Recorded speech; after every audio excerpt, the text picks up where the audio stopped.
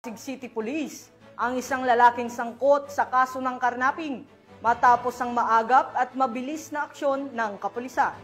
Ang balita mula kay Patrolman Reynan Jade Gravera.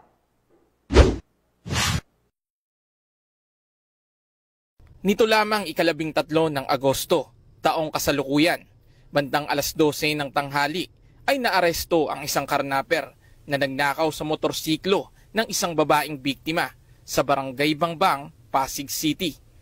Ayon sa investigasyon, dakong 4:45 ng madaling araw ng August 11, 2025 sa Barangay Pineda, Pasig City ay tinangay ng sospek ang motorsiklo ng biktima na iniwang nakapark sa harapan ng kanilang tindahan. Pumunta ang biktima sa barangay hall upang panoorin ang CCTV nang sa gayon ay makakuha ng impormasyon ukol sa ninakaw niyang motor. Nakita sa CCTV na minamaneho ng sospek ang sasakyan palayo sa pinangyarihan ng insidente.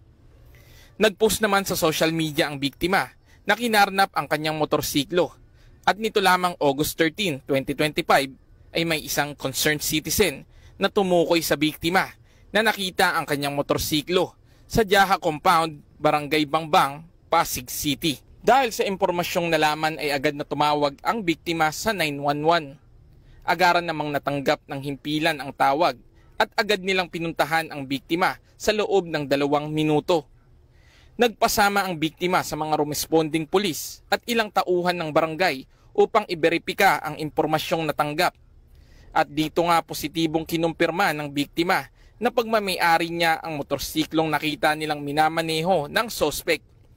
Kung kaya't agarang inaresto ng mga responding pulis ang sospek at na-recover ang motorsiklo ng biktima. Ang sospek ay nasa kustodiya na ng Pasig PNP at nahaharap ngayon sa kasong paglabag sa RA 10833 o the New Anti-Carnapping Law of 2016. Ako po si Angie, biktima po ng karnaping. Sa tulong po ng 911, ako po ay agad na respondihan ng wala pa po sa 2 minuto. Dumating po ang ating kapulisan dito sa Pasig at natulungan po akong mahuli agad ang suspect at nabawi ko po agad ang aking motor.